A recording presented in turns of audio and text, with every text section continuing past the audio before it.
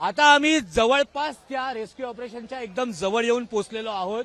ही crane आहे बघा, लोकांना कसं खाली आणलं जात आहे याचा लाईव्ह प्रात्यक्षिक आम्ही तुम्हाला इतक्या जवळून मुंबई तक वरती दाखवतोय। काही लोक खाली आलेली आहेत, त्यांना सफोकेशनचा त्रास सुद्धा होतोय। पावसाला परत एकदा सुरुवात झालेली आहे। या क्रेन मधनं वरती बघा, माणसं बघा, अनेक लोक त्याच्यामध्ये फसलेली आहेत आणि त्यांना आता हळूहळू एकाला खाली उतरवण्यात येत आहे। लोकांना श्वसनाचा प्रचंड त्रास होतोय। आतमधनं लोक जी काही खाली येत आहेत ती स्वतः म्हणतायत की आम्हाला श्वसनाचा खूप त्रास होतोय, आम्हाला इथे बोलता सुद्धा येत नाहीये। काही लोकांना तर अतिश आल्यानंतर खाली बोलता सुद्धा येत नाहीये। पावसाचा जोर अजूनही वाढलेला आहे। महिलांना सुद्धा अगदी शांतपणे व्यवस्थितपणे इथे आणलं जात आहे। पाऊस जास्त वाढल्यामुळे आता तू बोलतोस, आता आपल्यासोबत काही आतमध्ये फसलेले हे होते। साहेब काय नाव आहे आपलं? माझं नाव सचिन इंगळे। काय परिस्थिती आहे आतमध्ये? आता तरी जरा नियोजन जरा ठीक आहे, पण आधी खूप भयानक परिस्थिती निर्माण झालेली होती। आतमध्ये लोकांना श्वास घ्यायला जागा नव्हती, लोक गुदमरून मरत होते। अक्षर म्हणजे डिहायड्रेशनमुळे आणि सस्पेन्शनमुळे खूप लोक पडलेले, म्हणजे असे पडलेले होते खाली। तुम्ही आता शर्टाची बटणं उघडलेले, आतमध्ये जी गरमी झाली, पण गरमी म्हणजे चिंब झालं होतं, श्वास घ्यायला जागा नव्हती, एसी पण बंद, सगळं बंद झालेलं होतं। मृत्यूशी झुंजून आम्ही अक्षरशः इथं आलेलो आहोत। पण मला सांगा की हा प्रसंग किती वाजताचा? खूप 6 वाजता आम्ही नेमकं काय झालं? नेमकं अशी गाडी अशी हे झालेली होती, क्रॉस झालेली होती आणि सगळे असे हे झाले होते, असं वाटणार की ही गाडी पडणार आहे, खाली पडणार आहे आणि सगळे मरणार आहे, म्हणजे फायनल डेस्टिनेशन सारखं सीन होणार आहे। पण ऍक्च्युली आम्ही एकमेकांना, तिथं काही लेडीज जेंट्स होते, एकमेकाला त्यांनी हे केलं, थोडं समजावलं, हे केलं, कोणी पाणी वगैरे दिलं, असं थोडं हे केलं, समजावलंय। खूप भयानक परिस्थिती होती आतमध्ये सर, लेडीज तर रडत होत्या खूप साऱ्या। काय लोकांमध्ये काय तिचं वातावरण निर्माण झालं होतं, श्वास घ्यायला जागा नव्हती, गाडी पडणार की काय असं अक्षरशः सगळ्यांना वाटत होतं। पण कोणी कॉन्टॅक्ट, कोणाला तुम्ही कॉन्टॅक्ट कोणाला करू शकणार अशा परिस्थितीमध्ये? एकमेकाला समजावायचं का कॉन्टॅक्ट करायचा, तरी पण काही जणांनी कॉन्टॅक्ट वगैरे केलाय। तुम्ही किती वाजता ही मदत पोहोचली तुम्हाला? मी ही आताच अर्धा एक तास झालाय जर हे मदत भेटून। पण तुम्ही जेव्हा खाली आलात, आता तुम्हाला कुठे जायचंय? मला नेरूळला जायचंय। पण तुम्हाला काही पोहोचवण्याची व्यवस्था काही प्रशासनाकडनं करण्यात? भावाला वगैरे कॉल केलाय मी, तो येणार आहे। अच्छा, पण तुमच्या मते आता आतमध्ये अजून किती लोक फसलेले आहेत? खूप जण। अंदाजे किती तुम्ही सांगू शकता? मी सांगू नाही शकत, तरी आधी आपल्याला म्हणजे असं बसायला पण जागा नव्हती, सगळे उभं राहून बसलेले होते। पण किती बरोबर आहे तुमचा, ह्यांचा श्वास थोडासा लागलेला आहे, कारण आतमध्ये ते गेले 1 ते 1.5 तास 2 तास फसलेले होते। कुठल्याही प्रकारचा त्यांना वारा लागत नव्हता, एसी बंद पडला होता, सफोकेशन होत होतं। आताही तुम्ही बघू शकता त्यांचा श्वास लागतोय बोलताना, त्यांना जास्त वेळ बोलणं पण बरोबर नाहीये। पण खरं म्हणजे परिस्थिती हे तेच सांगू शकतात, कारण ते आतमध्ये फसलेले होते आणि त्यांना ते लवकरात लवकर बाहेर आले। ते नेरूळला राहतात नवी मुंबईमध्ये, आणि चेंबूरला मला वाटतं मोनो रेल्वेने उतरून ते लोकलने पुढे नेरूळला पोहोचणार होते, कारण लोकल सेवा बंद होती। सचिन, एक प्रश्न असा पण आहे की महिलांना आणि काही मुलं सुद्धा लहान तुम्हाला दिसली का तिथे? नाही, लहान मुलं नाही दिसले, जास्त करून बुजुर्ग आणि महिला दिसले, पण त्यांना आधी आम्ही हे करत आहे, त्यांना काढत आहेत। तुमच्या आधी किती माणसं खाली उतरली, म्हणजे जवळपास अंदाजे किती माणसं होतात? आय थिंक माझ्या समोर 20-30 जण उतरले बहुतेक। आणि ह्या एका क्रेन मध्ये, जी काही क्रेन आहे त्याच्यामधनं किती एका वेळेला लोक येतात? टाइम 4 किंवा 5च्या वर नाही येतात, भरपूर आधी खूप थांबलेले आहेत तिथं। अच्छा, पण म्हणजे आता जे दिसतंय चित्र त्याच्यावरनं तर 200-250 लोक अजून तरी फसलेली असतात। बसलेले आहेत अजून, बघा ना, इथून पण दिसतंय। हो। आणि जेव्हा हे बंद पडलं तेव्हा अंदाजे किती वाजले होते? तेव्हा बंद पडलं होतं तेव्हा, आता किती वाजले?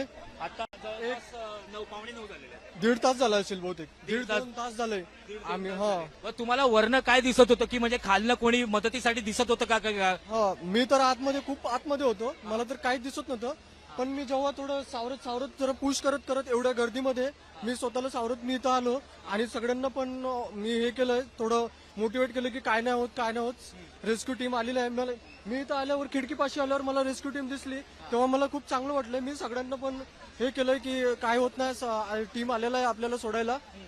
तर आपल्याला सोडवणार आहेत. काही प्राथमिक उपचार तुम्हाला मिळाले का? काय प्राथमिक उपचार तुम्हाला काही मदत? मध्ये सर एवढी भयान परिस्थिती होती ना आतमध्ये, तर कोणाला काय स्वतःला सगळेच जण घाबरलेले अक्षरशः खूप घाबरलेले होते. आणि सगळ्यांना म्हणजे आता एवढा नाही उपचार तर दूर राहिला, तर फक्त आम्ही एकमेकांना फक्त समजावत होतो, बस तेवढं एकमेकांना समजावत होतो. महिला रडत होत्या, त्यांना आम्ही थोडं प्रोत्साहन दिलं, त्यांना थोडं समोर जागा देऊन त्यांना हे काढून आणलंय. म्हणजे तुम्ही सुरुवातीला आधी महिलांना जाऊ दिलं, कारण की त्यांना आधी उतरू द्या, त्यांना घरापर्यंत पोहोचायचंय. पण तुम्हाला असे काही लोक दिसले का की ज्यांना भरपूर त्रास होतोय, की ज्यांना चक्कर येते किंवा बेशुद्ध पडते? म्हातारे वगैरे होते, त्यांना म्हणजे घाबरत होते ते, त्यांना आम्ही ऍक्च्युली म्हातारेच काय इव्हन सगळेच घाबरलेले होते. ओके. अशी परिस्थिती अशी लाईफ मध्ये माझ्या मी पहिल्यांदा अनुभवली. आणि मी कधीच मोनोरेल मध्ये आता जाणार नाही. हा माझा लास्ट एक्सपिरियन्स खूप भयानक होता. 2 तास तर असे काढले आम्ही, आम्हाला माहिती. पण काय आता डोळ्यासमोर तो प्रसंग येतो तेव्हा काटा येतोय तुमच्या? काटा येतोय, अक्षरशः काटा येतोय. खूप कठीण परिस्थिती होती. 2 तासामध्ये आम्ही एकमेकांना असं समजावत होतो ना, म्हाताऱ्यांना, महिलांना. खूप आम्हाला पण सावरायला वेळ नव्हता, काय करायचं. आम्ही पण घाबरलेलो होतो सगळं. पण आम्ही घाबरून दुसऱ्यांना थोडं म्हणजे हे केलं, प्रोत्साहन केलं. तेव्हा खाली आलात तुम्ही, तुम्हाला डॉक्टरांनी काही चेकअप वगैरे केलं? नाही, चेकअप वगैरे नाही केलं. थोडं घाबरलेलो होतो आम्ही सगळे. पण आता जरा भारी वाटत. थँक्यू रेस्क्यू टीम, त्यांनी आम्हाला सोडलेलं. आणि तुमच्या बरोबर कुठल्या भागातले काही तुमचं बोलणं झालं? कुठल्या भागातली लोक होती, काय होती? ऍक्च्युली माझ्या भागातले खूप सारे लोक, खूप सारे आहेत. नवी मुंबईतले सर्वात जास्त होते. हा, आम्ही जॉब करतो इकडं ह्याला. म्हणजे आमच्या सोबतचे माझे मित्रमंडळी पण आहेत वरती, ते पण अजून खाली आलेले नाही. नाही, ते हे केलेले आहेत, अजून पण फसलेले आहेत. तुम्ही घरच्यांशी तुमचा काही कॉन्टॅक्ट झालाय का? मी कॉन्टॅक्ट केला, घरच्यांशी बोललो, असा विषय आहे. थोडं नॉर्मल बोललो, कारण की त्यांना सांगू नाही शकत, कारण की आपण त्यांना घाबरतील बिचारे, त्यांना हे होणार, म्हणून त्यांना मी हे नाही केलं. पण आता परत एकदा तुम्ही खाली आल्यानंतर घरच्यांशी बोलणं झालं का? नाही, अजून झालो नाही. थेट तुमच्यासोबतच तुमचा काही भाऊ येतोय का तुम्हाला घ्यायला? नाही, माझा भाऊ येत आहे, अजय म्हणून. तो येणार आहे थोड्या वेळाने. आता तुम्हाला जरा बरं वाटतंय का? तुमचा श्वासात श्वास आलाय, तुम्हाला वारा? मला खाली आल्यावर खूप आनंद, ऍक्च्युली मला खूप चांगलं होत आहे की बघा मी इथं आलोय, खूप चांगलं वाटत आहे. म्हणजे एक प्रकारे तुम्हाला हे जीवदानच मिळालेलं आहे, एक धडा मिळाला तुम्हाला. खरंच जीवदानच मिळालेलं आहे. कारण की आतमध्ये एवढी भयान परिस्थिती होती, श्वास घ्यायला सप्रेशन होत होतं, लोकांना घाबरत होते लोक एवढं. आणि काच सगळं बंद होत्या. आणि 2-2.5 तास आम्ही असेच पडून होतो. कोणी तर अक्षरशः ते खिडक्या जे काचा आहेत ना, ते काचाला कड मारून फोडायचा प्रयत्न करत होते. पण बायका सुद्धा खूप घाबरलेल्या होत्या, त्या काय घरात कॉन्टॅक्ट करत होत्या, कोणाचे फोन बंद पडत असतील, करत होते घरी, फोन पण करत होते. सगळे घाबरलेले होते. आम्ही एकमेकांना समजावत होतो. काही प्रशासनाकडनं किंवा राज्य शासनाकडनं कोणाला फोन जात होता का की आतमध्ये फसलेल्या लोकांना, की तुम्ही घाबरू नका, आम्ही येतोय? सगळे काही जण ना हे करत होते, म्हणजेच कॉल व्हॉट्सअपवर वगैरे किंवा इंस्टावर, फेसबुकवर स्टोरी टाकून, म्हणजे लगेच लवकरात लवकर प्रशासनाला किंवा निदान एबीपी माझाला सगळ्या खूप सारे हे जे आहेत ना, न्यूजला व्हिडिओ वगैरे हे करून हा मुंबई असतात. बरोबर. तुम्ही आमच्याशी बोललात, तुम्हाला आता बरं वाटतंय, तुम्ही आता खाली आलात. आणि हे त्यांचे भाऊ अजय आता त्यांना घ्यायला येत आहेत इकडे, आणि लवकरात लवकर त्यांना भेटतील. आणि मला असं वाटतं की त्यांना सुद्धा एक प्रकारे इकडनं फक्त एक आहे की प्रशासनाने तुम्हाला अशी काही सांगितलं की आम्ही तुम्हाला नेरुळला सोडायची व्यवस्था करतो, पोलीस तुम्हाला असं काही सांगतात? अजून काही सांगितलेलं नाही, कारण की मेन म्हणजे हे इथं खाली आले ना, मेन महत्वाचं ते आहे. कारण की ते जे थांबलेले आहे त्यांना जर हे केलं तर मग तर जीव वाचला तर सगळंच जातील हो. कारण की मेन म्हणजे त्यांना उतरल्यानंतर तो एक पर्याय राहणार आहे. बरं, ठीक आहे. आम्ही आमच्याशी बोललात त्याच्याबद्दल खरंच धन्यवाद. तुम्ही थोडासा आराम करा, कारण की तुमचा श्वास लागलेला आहे. तर हे होते आतमधनं आलेले. तुमचं नाव विजय आहे ना? माझं नाव सचिन इंगळे, जे आतमध्ये फसलेले होते, त्यांच्याशी बोलण्याचा आम्ही प्रयत्न केला. खूप सारा वारा सुटलाय आता, आणि आता परत आम्ही आपली रेस्क्यू ऑपरेशनकडे जातो. शिड्या आता हळूहळू एकेकाला, आता त्या क्रेनद्वारे नाही तर त्यांनी एक शिडीच तयार केलेली आहे, आणि या शिडीमधनं त्यांना बाहेर आणण्यात येत आहे.